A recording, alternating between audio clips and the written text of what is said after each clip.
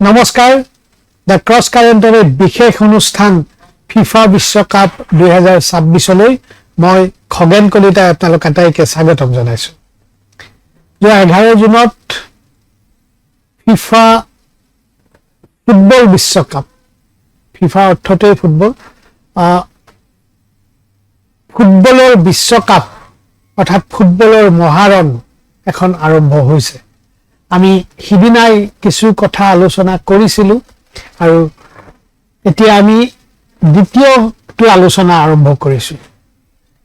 মোৰ লগত পূৰ্বৰ দৰেই আছে জ্যেষ্ঠ ক্ৰীড়া সাংবাদিক, অসমীয়া প্ৰতিদিনৰ প্ৰায় আৰম্ভণিৰ পৰাই অসমীয়া প্ৰতিদিনত ক্ৰীড়া সাংবাদিকতা কৰা আৰু আমাৰ পঢ়ুৱৈ সমাজক বিশেষকৈ ক্ৰীড়াৰ জগতখনলৈ আকৰ্ষণ কৰা জ্যেষ্ঠ সাংবাদিক বিদ্যুৎ কলিতা আমাৰ লগত আছে। আৰু আমাৰ আজিৰ এই আলোচনাত দ্য ক্ৰছ কাৰেণ্টৰ ক্ৰীড়া ডেস্কৰ মুৰব্বী কাকলি বৰগোহাঁই, আমি তেওঁক আই বুলি মাতো, আই আমাৰ লগত আছে। আৰু আমি প্ৰায় 8খন মেটচ হৈ গ'ল এই পৰ্যন্ত আৰম্ভণিৰ পৰা। এই 8খন মেটছত কি ঘটিল, কি হ'ব পাৰে, সম্ভাৱনা কি আশা, এই ধৰণৰ কথাবোৰে আমি দৰ্শক ৰাইজৰ সৈতে আলোচনা কৰিব খুজিছো। প্ৰথমে মই কাকলি আৰু বিদ্যুৎ, মই দুয়োগৰাকীকে স্বাগতম জনাইছো। আৰু এতিয়া মই কাকলিৰ পৰাই জানিব খুজিম যে প্ৰথম দিনাৰ পৰা আজিলৈকে কেনেধৰণৰ খেল, কাৰ মাজত হ'ল, কোন হাৰিল, কোন জিকিল, তাৰ এটা চমু আভাস মই বিচাৰিছো আপোনাক। যিহেতু কোৱা হয় ভাৰতক ক্ৰিকেটৰ বলিয়া দেশ বুলি, তথাপিও এতিয়া ফিফা বিশ্বকাপ আৰম্ভ হৈছে। ফিফা বিশ্বকাপৰ কাৰণে প্ৰত্যেকজন ভাৰতীয় আগ্ৰহী। প্ৰতিজন ভাৰতীয়ই টেলিভিছনত নিশা টোপনি ক্ষতি কৰি ফুটবল মেচ উপভোগ কৰিছে বুলি ক'ব পাৰি। তেনে সময়তে এতিয়ালৈকে আমাৰ যিহেতু 11 জুনৰ পৰা আৰম্ভ হৈছিলে ফিফা বিশ্বকাপ, আৰু এই ফিফা বিশ্বকাপ এতিয়ালৈকে বৰ্তমানলৈকে 8খন মেচ অনুষ্ঠিত হৈ গৈছে। তাৰ মাজত মেক্সিকোৰ প্ৰথম উদ্বোধনী মেচখনেই আছিল মেক্সিকো আৰু দক্ষিণ আফ্ৰিকাৰ মাজত। আৰু সেই মেচখনত মেক্সিকোৱে জয়ী হৈছে 2টা গ'ল দি। আৰু তাৰপিছত দক্ষিণ কোৰিয়া আৰু চেক গণৰাজ্যৰ মাজত হৈছিলে দ্বিতীয়খন মেচ। সেই দক্ষিণ কোৰিয়াই 2-1 গ'লৰ ব্যৱধানত জয়লাভ কৰিছিলে। তাৰ পাছতে কানাডাৰ আৰু বৰ্চেনিয়াৰ মাজত আছিলে। সেইখন মেচতো সেই দুখন মেচ মানে অমীমাংসিত হৈ ৰ'ল, ড্ৰ হ'ল, 1-1 গ'ল হৈছে। তাৰ পাছতে USA আৰু পাৰাগুৰ মাজত হৈছিলে। আমেৰিকাই সেইখন মেচত আপোনাৰ 4টা গ'ল দিছে আৰু পাৰাগুৱে 1টা গ'ল দিছে। আৰু তাৰ পিছতে কাটাৰ আৰু ছুইজাৰলেণ্ডৰ মাজত সেইখনো অমীমাংসিত হৈ ৰৈছে, কিয়নো সেইখন মেচতো এটা গ'ল দিছে 2টা দলে। আৰু এখন হাই ভল্টেজ মেচ ক'ব পাৰি আজি, যিহেতু পুৱতি নিশা ব্ৰাজিল আৰু মৰক্কোৰ মাজত। ব্ৰাজিল যিটো দল মানে এটা বিশ্ব চেম্পিয়ন, 5 বাৰৰ বিশ্ব চেম্পিয়নৰ দল, আৰু সেই ব্ৰাজিলে সেই মেচখন এখন আপোনাৰ অমীমাংসিত হৈ ৰ'ল। আৰু মৰক্কো আৰু ব্ৰাজিলে এটা গ'ল দিলে আৰু অমীমাংসিত হৈ ৰ'ল। তাৰপিছতে হাইটি আৰু স্কটলেণ্ডৰ মাজত অনুষ্ঠিত হোৱা মেচখনত স্কটলেণ্ডে 1টা গ'ল দি জয়ী হৈছে। আনহাতে অষ্ট্ৰেলিয়া আৰু তুৰ্কীৰ মাজত অনুষ্ঠিত হৈছিলে, যিখন অষ্ট্ৰেলিয়া আৰু তুৰ্কীৰ মাজত অষ্ট্ৰেলিয়াই 2টা গ'ল দি তুৰ্কীক পৰাজিত কৰিছিল। বিদ্যুৎ কলিতা, এতিয়া আমি আপোনাৰ ওচৰলৈ আহিম। সেয়া হ'ল যে 8খন মেচ এই পৰ্যন্ত হ'ল, তাৰে 3খন অমীমাংসিত, 1-1 গ'লত দুই পক্ষ 1-1 গ'ল দিলে। বাকী 5খনত জয় পৰাজয় প্ৰায় হৈছে। আমি কিবা অনুমান কৰিব পাৰোনে যে এই যে 8খন মেচ হ'ল, এই 8খন মেচৰ যি গতি প্ৰকৃতি, এই গতি প্ৰকৃতিয়ে ফিফা বিশ্বকাপৰ ফাইনেললৈকে সময় আছে 19 জুলাইলৈকে, মানে কোনফালে গতি কৰিব যেন লাগিছে? আপুনি সুদীৰ্ঘকাল খেলৰ এই গোটেই অবজাৰভেশ্যনত আছে, মানে কি হ'ব পাৰে বুলি ভাবিছে? এতিয়ালৈকে 8খন মেচ হৈ গ'ল, 8খন মেচ মানে 16টা দলে খেলিলে। এতিয়া বহুকেইটা বাকী আছে হয় তেওঁ বিগ টিম যাক আমি কওঁ যিয়ে ৱৰ্ল্ড কাপ জিকিব বুলি এটা ধাৰণা কৰিব পাৰি সেই দলসমূহ নামিবলৈ বাকী আছে আছে। আজি ৰাতিৰ পৰা আজি নিশাৰ পৰা আৰু 2টা দিনৰ ভিতৰত গোটেইখিনি দলেই এটা clear হ'ব। খেলিব কিন্তু এটা কথাও জানিব যে এই প্ৰাথমিক যিটো ৰাউণ্ড আছে প্ৰাথমিক ৰাউণ্ডত প্ৰত্যেকে 3খনকে মেচ খেলিব এই ৰাউণ্ডটোত তেনেকুৱা বৃহৎ চমক দেখিবলৈ পাব বুলি আমি আশা কৰিব নোৱাৰে কাৰণ বিগ টিমবিলাকৰ তেওঁলোকে জানে যে ছেকেণ্ড ৰাউণ্ড তেওঁলোকে খেলিবই এখন মেচ জিকিলেই ছেকেণ্ড ৰাউণ্ড খেলিব আৰু আজি ব্ৰাজিলে খেলিছে আৰু ধৰি লওঁ এটা নতুন দলবিলাকৰ ভিতৰত আজি ৰাতি জাৰ্মানী নামিব স্পেইন আছে নেদাৰলেণ্ড আছে এই দলসমূহে আচলতে প্ৰথম ৰাউণ্ডতে সৰ্বোচ্চ উজাৰি নিদিয়ে কাৰণ শক্তি সঞ্চয় কৰি ৰাখি থৈ দিয়ে কাৰণ তেওঁলোকে লাষ্টলৈকে খেলিম বুলি এটা আশা কৰি আহে গতিকে এতিয়াৰ পৰা শক্তি ক্ষয় নকৰে আৰু প্ৰাথমিক ৰাউণ্ডত কিছু ইফাল সিফাল হ'ব একো ডাঙৰ কথা নহয় মানে আজি ব্ৰাজিল মৰক্কোৰ মেচখন 1-1 গলত ড্ৰ হৈছে এনেকুৱা নহয় যে মৰক্কো দুৰ্বল টিম আফ্ৰিকান চেম্পিয়ন যোৱাবাৰ ছেমি ফাইনেল পৰ্যন্ত পাইছিল গতিকে ব্ৰাজিলৰ কাৰণেও এটা পইণ্ট পোৱাটো বিৰাট সৌভাগ্যৰ কথা আৰু মৰক্কোৰ কাৰণেও এটা পইণ্ট পোৱাটো বিৰাট সৌভাগ্যৰ কথা দুটা দলৰ কাৰণে প্ৰথম আৰু এটা হয় কি যে বৃহৎ দীঘলীয়া টুৰ্ণামেণ্ট এখনত প্ৰথমখন মেচতেই অলপ মানে এটা বেলেগ পৰিৱেশত আহি দীঘলীয়া টুৰ্ণামেণ্টত প্ৰথমতে এডজাষ্ট হোৱাটো দিগদাৰ লাহে লাহে আপুনি গৈ দেখিব যে ছেকেণ্ড ৰাউণ্ড যেতিয়া ছেকেণ্ড মেচ থাৰ্ড মেচ বা ছেকেণ্ড ৰাউণ্ডত যেতিয়া দলবিলাক সোমাব তেতিয়া আপুনি চবৰে ৰংবিলাক দেখিবলৈ পাব এই ফাৰ্ষ্ট ৰাউণ্ডৰ পৰা আপুনি অনুমান কৰিব নোৱাৰে যে ছেমি ফাইনেল কোন পাব বা ফাইনেল কোনে খেলিব এটা ধাৰণাহে কৰিব পাৰি আৰু ফুটবলক ভৱিষ্যতবাণী কৰাটো বৰ কঠিন কাম আৰু আপোনাৰ এটা মুহূৰ্তত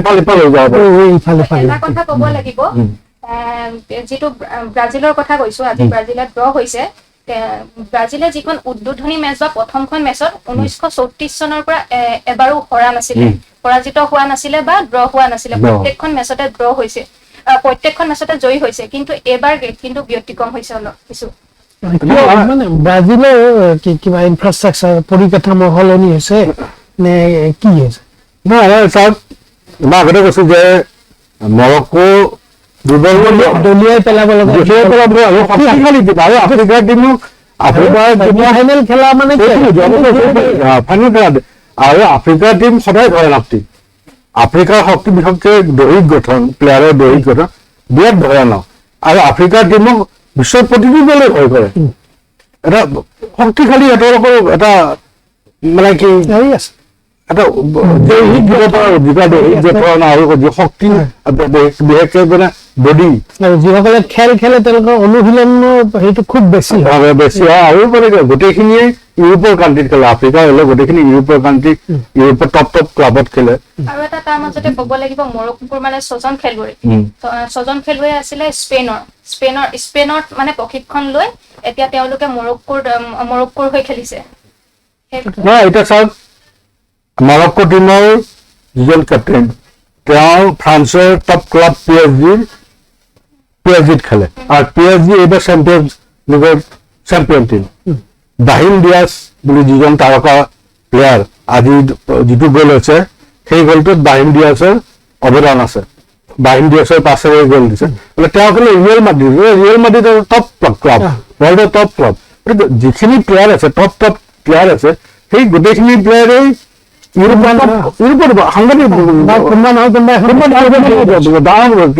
গতিকে সেই শক্তিৰে এটা গঠিত হয় যেতিয়া এটা শক্তি গোটেইখিনি টপ প্লেয়াৰ যেতিয়া এটা টিমলৈকে আহে খেলে গতিকে তাক ওলাই কৰিব নোৱাৰে আৰু আফ্ৰিকান টিম বিশেষকে যোৱা 6-7 বছৰৰ ভিতৰত মৰক্কো অভাৱনীয় উত্থান হৈছে যে মানে আৰু অহা 2030 চনত মৰক্কোই ৱৰ্ল্ড কাপ আয়োজন কৰিব 3খন দেশৰ লগত পৰ্তুগাল স্পেইন আৰু মৰক্কো গতিকে তেওঁলোকৰ ভিজন এটা সেই 30লৈকে ভিজন লৈ তেওঁলোকে আগবাঢ়ি গৈছে সুন্দৰকৈ আৰু এইবাৰো মৰক্কো অঘটন ঘটাব এটলিষ্ট কোৱাৰ্টাৰ ফাইনেললৈকেতো তেওঁ নিশ্চিতভাৱে যাব এইটো বৰ মানে গুৰুত্বপূৰ্ণ কথা যে এই যে খেলিম বুলি এটা পৰিকল্পনা খেলিম বুলি অনুশীলন, এই যিটো কথা যিটো আমাৰ ভাৰতবৰ্ষত অকণমান কম, কিন্তু দেখা গৈছে যে সকলোৱে প্ৰায় সাজু হৈছে, কঁকালত টঙালি বান্ধি সাজু হোৱাৰ দৰে যে তেওঁলোকে খেল খেলিব। আৰু খেলুৱৈসকলৰ এই যে খেল খেলিব, হৰা জিকাটো বৰ ডাঙৰ কথা নহয়, কিন্তু তেওঁলোকৰ অনুশীলন, তেওঁলোকৰ মানসিক দৃঢ়তা, এই সকলোবোৰে দৰ্শকসকলক এখন সুন্দৰ খেল চোৱাৰ সুবিধা দিয়ে। এই বস্তুটো গুৰুত্বপূৰ্ণ। কিন্তু মই বিদ্যুৎ এটা মাজতে হৈছে, এতিয়া যোৱা সময়ছোৱাত এটাটো হ'ল যে সোমালিয়া আছিল নে দেশখন, যিজন ৰেফাৰীক হেৰি কৰিছে, সোমাব নিদিলে, সেইটো এটা বিতৰ্ক হৈছে। মাজত আৰু এই খেল আৰম্ভণি হোৱাৰ পিছত আৰু এটা ৰেফাৰী বিতৰ্ক হৈছিলে। মানে এজন ৰেফাৰীয়ে 3বাৰ দক্ষিণ আফ্ৰিকাৰ বিৰুদ্ধে হেৰি কৰিছে। এই কথাবোৰ স্বাভাৱিক নে কৰবাত এইবোৰতো মানে আমি যিবোৰ কওঁ যে খেলৰ ৰাজনীতি, এই ধৰণৰ যিটো সোমালিয়াৰ ৰেফাৰীজনক ভিছা নিদিলে, সেইটো এটা বেলেগ চেপ্টাৰ, সেইটো ৰাজনৈতিক চেপ্টাৰ। কিন্তু প্ৰথম মেচখনত মেক্সিকো চাউথ আফ্ৰিকাৰ মেচখনত 3খন ৰঙা কাৰ্ড হৈছে। আৰু এইবাৰ এই ৱৰ্ল্ড কাপত ৰেফাৰী বিৰাট ষ্ট্ৰিক হ'ব। ৰেফাৰীক সেই কৰ্তৃত্বটো দিয়া হৈছে যাতে খেলৰ সৌন্দৰ্যত যাতে কোনো প্লেয়াৰে যাতে আঘাত কৰিব নিদিয়ে, সেইকাৰণে খুব ষ্ট্ৰিক তেওঁলোকে চলাব প্ৰয়োজন। আৰু এখন মেচত যোৱা কালি মেচ এখনত কি হৈছে যে ৰেফাৰীয়ে ভুলবশতঃ এজন প্লেয়াৰক আমেৰিকা পেৰাগুৱেৰ মেচখনত হালধীয়া কাৰ্ড দেখুৱালে। হালধীয়া কাৰ্ড দি দেখুৱাই তেওঁ ফ্ৰী কিক ল'বলৈ দিলে। ফ্ৰী কিকটো ল'লেও তাৰপিছত VAR চিষ্টেমে, যিটো ভিডিঅ' এছেচিং ৰেফাৰী, তেওঁক মানে সংকেত দিলে যে নহয়, এইটো ৰিভিউ কৰিব লাগে, এই ডিচিশ্যনটো ৰিভিউ হ'ব লাগে। তেওঁ লগে লগে খেল বন্ধ কৰি দিলে। বন্ধ কৰি আকৌ তেওঁ ভিডিঅ' সেইটো চাই গম পালে যে মই যিজনক দেখুৱাইছিলো হালধীয়া কাৰ্ড, আচলতে সি হালধীয়া কাৰ্ড পাব লগা নাছিল, সেই উল্টাজনকহে মই দিব লাগিছিল। তেওঁ আকৌ তেওঁ উইড্ৰ কৰি, যাক দিছিল তেওঁ সেইটো উইড্ৰ কৰি যিজনে আচলতে পাব লাগে সেইজনক দেখুৱাল। কিন্তু এটাতো এটা ঘটনা আছে যে এবাৰ যদি খেল আৰম্ভ হৈ যায়, ডিচিশ্যনটো দিয়াৰ পিছত যদি খেল আৰম্ভ হয়, তেতিয়া কিন্তু আগতে কিন্তু ষ্টপ হোৱা কোনো ৰেকৰ্ড নাছিল। আৰু সেইটো তাৰমানে আগত যদি ভুল ডিচিশ্যনো হৈ গৈছে, তেতিয়া সেই ভুল ডিচিশ্যনটোৱে বাল থাকিব। এইবাৰ কি হৈছে, খেল বন্ধ কৰিও সেই ভুল ডিচিশ্যনটো শুদ্ধ কৰা হৈছে। তাৰমানে কি যে ফিফাই এইটো কৈছে যে কোনোবা যাতে ভুলতে শাস্তি পাব না, ভুলতে শাস্তি পাব, যিজন যোগ্য শাস্তি পোৱা যোগ্য তেওঁহে শাস্তি পাব। গতিকে এবাৰ বহুত ষ্ট্ৰিক হ'ব। আৰু আপুনি চাব, প্ৰথম মেচখন 3খন হৈছেতো ৱৰ্ল্ড কাপৰ হিষ্ট্ৰীত এতিয়ালৈকে এণ্টায়াৰ টুৰ্ণামেণ্টত 4টাহে ৰেড কাৰ্ড হোৱাৰ ৰেকৰ্ড আছে। যোৱাবাৰো 4টা হৈছিল, তাৰ আগৰবাৰ 4টা হৈছিল। এবাৰ যদি আপুনি প্ৰথমখনত সেইটো ৰেকৰ্ড ভংগ বহুত হ'ব। এইটো এই কথা যে এইবোৰ আচলতে খেলৰ সৌন্দৰ্য কৰবাত। এই যে প্ৰথম 8খনৰ ভিতৰতে 3খন ৰেড কাৰ্ড দেখুৱাব লগা হলে, বা তাৰপিছত এই যে খেল বন্ধ কৰি সিদ্ধান্ত সলনি কৰিব লগা হ'ল, এইবোৰো খেলৰ সৌন্দৰ্য।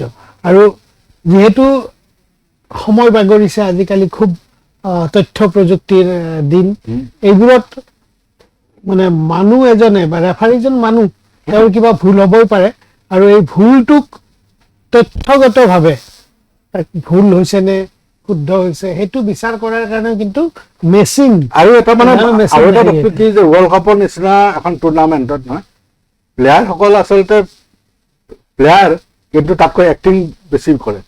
বহু ক্ষেত্ৰতে আপুনি দেখিব, আপুনি মানে ফাউলৰ কাৰণে যিমান এক্টিং কৰিব লগা হয়, ফাউল ল'বৰ কাৰণে এক্টিং কৰে, সেই বস্তুটো যাতে নহয়, সেই বস্তুটো যে কাৰেকশ্যন হয়, যাতে প্লেয়াৰে যাতে এক্টিং কৰি সেই কিবা এটা আদায় কৰি ল'ব নোৱাৰে, বা ফ্ৰী কিক এটা বা পেনাল্টি এটা যাতে আদায় কৰিব নোৱাৰে।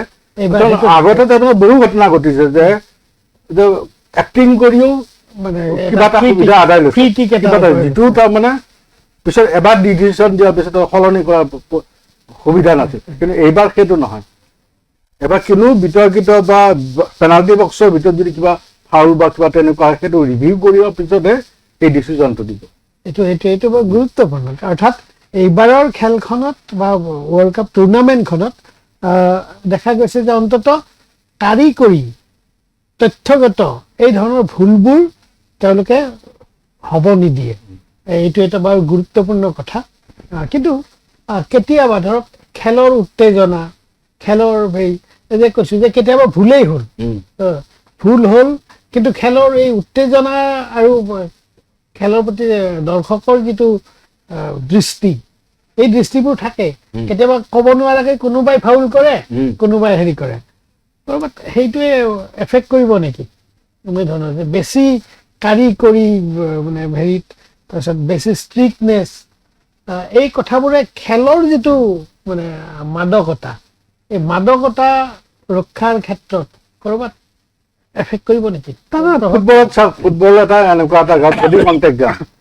যদিও আমি কওঁ সৌন্দৰ্য খেলা, বডি কণ্টেক্টটো অলপ ইফাল সিফাল হ'ব বা ধক্কাধক্কি লাগিবই। তাৰ মাজতো কিন্তু এইবাৰ খেলুৱৈখিনিও এটা গম পাই গৈছে যে এইবাৰ কোনো এক্টিং সাজু হ'ব লগা হৈছে। তেওঁলোকে যে ফাঁকি দিয়াৰ সময় শেষ, এতিয়া ফেয়াৰ প্লে হ'ব লাগিব, যিটো ফিফাই যিটো কয় যে ফেয়াৰ প্লে।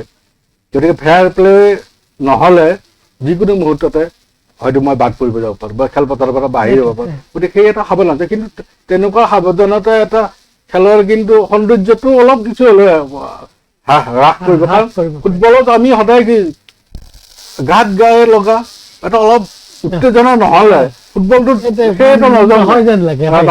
আমি যিটো সাধাৰণতে ফুটবল খেলো তেনেকুৱাটো নহয় যেন লাগে। ফুটবলটো এনেকুৱা বস্তু যে গাত গা নালাগিলে অলপ কোনোবাই লেং নামাৰিলে আপুনি খেল মজা নাথাকে। গতিকে সেই মজাটোৰ পৰা অলপ হ'লেও কিছু হ'ব। আমি গাঁৱৰ বা এটা সময়ত আমি যেতিয়া সৰু আছিলো তেতিয়া এই ফুটবল খেল আছিলে, তো কিছুমান মানে দল আহিলে মানে সিদিনা সেই অঞ্চলৰ ৰাইজ সাজু হৈ থাকে, আজি মাৰপিট হ'ব মানে মাৰপিট হ'ব। কাৰণ তেওঁলোকে চব বস্তু মানি নল'বও পাৰে, ৰেফাৰী ডিচিশ্যনেই হওক বা খেলৰ যিটো ধাৰাবাহিকতা ৰক্ষাৰ ক্ষেত্ৰতো তেওঁলোক হেৰি হৈ থাকে। সেইটো কিন্তু এটা উত্তেজনা। তাৰপিছত আকৌ মানুহ সিদিনা বেছি আহে, মানে এই যে মাৰপিট হ'ব, এই মানে ইটোৱে সিটোৰ মাজত খুন্দা খুন্দি হ'ব। সেইকাৰণে চাগে মানুহবোৰ, আৰু ফুটবল খেলটোৱে অলপ উত্তেজনা সেইটোৱে ফুটবলৰ ৰোমাঞ্চ হয়। একেবাৰে যদি আপুনি গাত গা নলগাকে খেলে সেইটো ৰোমাঞ্চ নাথাকিব, কিন্তু গাত গা লাগিবই, অলপ ইফাল সিফাল হ'বই।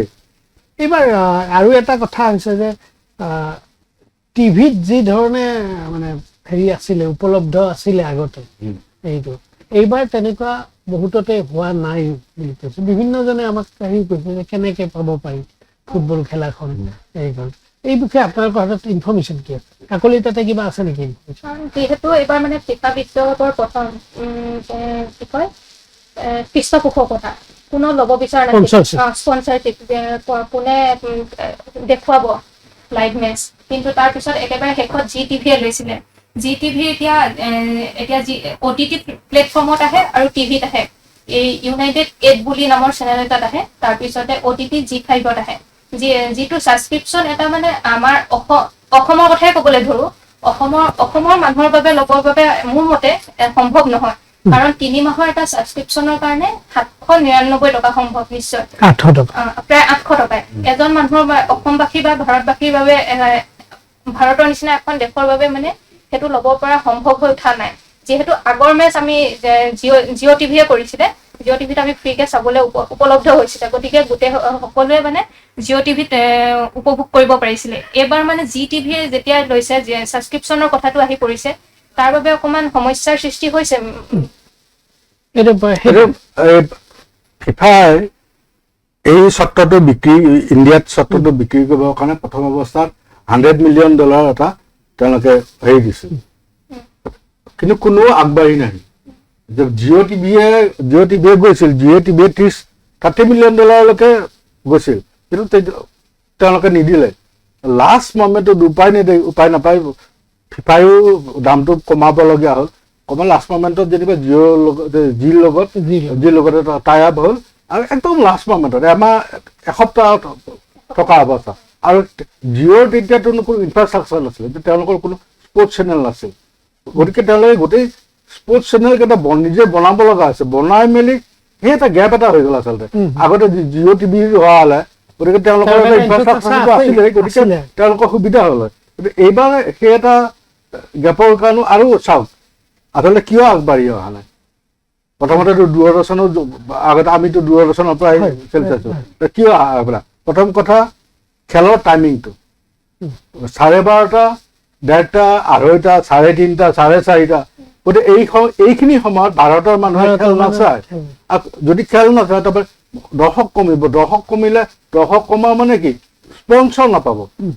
তাতে আজি কেইদিনমান আগতে এসপ্তাহ আগতে বুলি ধৰক, এসপ্তাহ আগতে IPL শেষ হৈ গৈছে।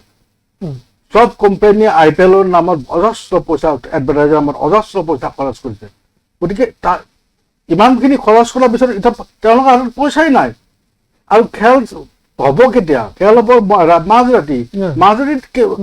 এতিয়া মোৰ ঘৰতে, এতিয়া মোৰ ঘৰত মই ৰাতি 12:30 পিছত মানুহক অশান্তি কৰি, মোৰ ঘৰৰ মানুহখিনিক অশান্তি কৰি মই খেল নাচাওঁ, উপায় নাই। এইটো হয় ৰাতিপুৱা মেচখন চাম, নহ'লে সন্ধিয়া মেচখন চাম। তাৰপিছত মানুহে যদি মেচ নাচায় তেতিয়াহ'লে তেওঁলোকৰ লাভটো নহ'ব ন। আৰু লাভ মানুহৰ লাভৰ কথা, তেওঁলোকৰ লাভ হ'ব লাগিব। সেই এটা সমস্যাৰ কাৰণে এটা চবৰে অসুবিধা হৈছে। কাকলে কোৱাৰ নিচিনা যে মানুহখিনি পইচা পাতি বাঢ়িল, গতিকে আগৰ পৰা যদি এই অৱস্থাটো হ'লহেঁতেন গতিকে তেতিয়া হয়তো সুন্দৰ ছেটআপ এটা সুন্দৰকৈ হৈ গ'লে। কিন্তু এই অৱস্থাৰ কাৰণে আমি চবেই ভুগিব লগা। আগতে হেৰি হৈছিল ধৰক ৰাতি দেৰিকে হোৱা খেলখন পিছদিনা দিনতো এটা ৰিপিট হেৰি এটা আছিলে। এইবাৰ সেই ব্যৱস্থাটো নাই। ৰিপিট মানে কি, চাওক দিনত এতিয়া খেল নাই, সেই দুটা চেনেলত এতিয়া খেল নাই, তেওঁলোকে ৰিপিট কৰিব। কিন্তু আৰু এটা কথা, এটা কথা যে আপুনি যেতিয়া খেলৰ ৰিজাল্টটো ৰাতিপুৱা ব্ৰাজিল আৰু মৰক্কোৰ মেচখন ৰাতি হৈ গৈছে, যিখিনিয়ে মানুহে চোৱা নাই ৰাতিপুৱা খবৰ ল'ব। আৰু যিখিনি একদম ফুটবলত পাগল, ব্ৰাজিল আৰু সেইখনত কি হ'ল, ৰাতিপুৱা উঠি মোবাইল খুচৰি হ'লেও য'ৰ পৰা খুচৰি নম্বৰ গম পাই গ'ল যে একে হৈ গ'ল। তাৰপিছত কি উত্তেজনা থাকিব? হাইলাইট চাই সেই উত্তেজনা মানে বৰ বেছি হ'ব পাৰে যে মানে গ'ল কেইটানো কি হ'ল, দুটা গ'ল কি হ'ল, ইউটিউব খুলি ক'ৰবাত সেইটো চাই ল'ম। কিন্তু গোটেই ফুল মেচখন নাচায়, কাৰণ লাইভ চোৱাৰ যিটো আনন্দ হাইলাইট চোৱাত সেই আনন্দ নাথাকে। অৰ্থাৎ তথ্য বা এতিয়াৰ যিটো প্ৰযুক্তি, এই তথ্য প্ৰযুক্তিয়ে কিন্তু ক'ৰবাত কিন্তু আমাক এফেক্ট নকৰা নহয় যেন লাগে। যেনে আগতে ফুটবল খেলখন মোৰ ঘৰতে এটা সময়ত আছিলে যে মোৰ দাদা সি ফুটবল পাগল আছিলে। সি ৰাতি তাৰ লগৰখিনিক সি মানে এণ্টাৰটেইন কৰি হ'লেও মানে ফুটবল খেল চাইছিল। আগতে প্ৰত্যেক ঘৰতে এখন ৰাতি মানে এখন এটা সভা সেইটো। কিন্তু এতিয়া এই টেকনিকেল কাৰণবোৰৰ কাৰণেই এনেকুৱা হৈছে। ফলত ফুটবলৰ যিটো উত্তেজনা, ফুটবল খেলৰ ৰোমাঞ্চ, এই বস্তুটো যেন ক'ৰবাত এফেক্ট কৰিছে। তথাপিও ফুটবল প্ৰেমী যাক কোৱা যায়, ফুটবল প্ৰেমীৰ কাৰণে দিন ৰাতিৰো বোধহয় চিনচাপ নাথাকে, আৰু তেওঁলোকে খেলখনৰ আনন্দ নিশ্চয় ল'ব। এতিয়া মানে কি বহুতেই, এতিয়া মোৰ ধৰি লওক বয়স হৈছে, মই ৰাতি সিমান সম্ভৱ নহয় সদায়, বিশেষকৈ এই ফাৰ্ষ্ট ৰাউণ্ডৰ পৰা সম্ভৱ নহয়। তো মই লাষ্ট ৰাউণ্ডত হয়তো মই চাম। কিন্তু এনেকুৱা বহুত আছে, এনেকুৱা বহুত অনুৰাগী আছে যে গোটেই জীৱনটোতো শুয়ে থাকিম, একমাহ জাগি থাকিলে। আৰু ব্ৰাজিলে খেলিব, আৰ্জেণ্টিনাই খেলিব, ৰনাল্ডোৱে খেলিব, দুয়োটাৰে last match, last world cup. গতিকে সিহঁতক নাথাকা, গতিকে এনেওতো শুয়ে থাকিম, গতিকে একেদিন কষ্ট কৰিম। এইটো এটা গুৰুত্বপূৰ্ণ কথা বিদ্যুৎ কলিতাই কৈছে। গোটেই জীৱনটোতো আপুনি সেইখিনি সময়ত শুয়ে থাকে ৰাতি। এই 40 দিনৰ গ'ল, আজি 4 দিনমান গ'লে। তো এইকেইটা দিন অন্তত ৰাতি সাৰে থাকি হ'লেও যিসকলে খেলৰ প্ৰতি তেওঁলোকৰ অনুৰাগ আছে, খেল অনুৰাগী, ক্ৰীড়া অনুৰাগী, বিশেষকৈ ফুটবল অনুৰাগী, তেওঁলোকে ৰাতি হ'লেও, ৰাতি টোপনি ক্ষতি কৰি হ'লেও তেওঁলোকে খেল চাবই। বাকী আমি খুব মানে টু আৰ্লি হৈছে আমাৰ আলোচনাবোৰ, কাৰণ খেলখনক আমি এতিয়াও আপোনালোকৰ মাজলৈ হয়তো লৈ যাব পৰা নাই। কাৰণ সেই যিটো উত্তেজনা, সেই যিটো ৰোমাঞ্চ, সেইখিনি আহিবলৈ এতিয়াও বাকী আছে তো এই কথাবোৰ আমাৰ ভাৰতবৰ্ষত এই কথাবোৰ অলপ মানে জনসাধাৰণে খুব চিৰিয়াছলি হয়তো লোৱা নাই লৈছে যিসকল একেবাৰে যাক আমি অন্ধ অনুৰাগী বুলি কওঁ ফুটবলৰ তো তেনেকুৱাই হেৰি কৰিছে কিন্তু মই পুনৰ কৈছো যে এই যে টেকনিকেল কাৰণটো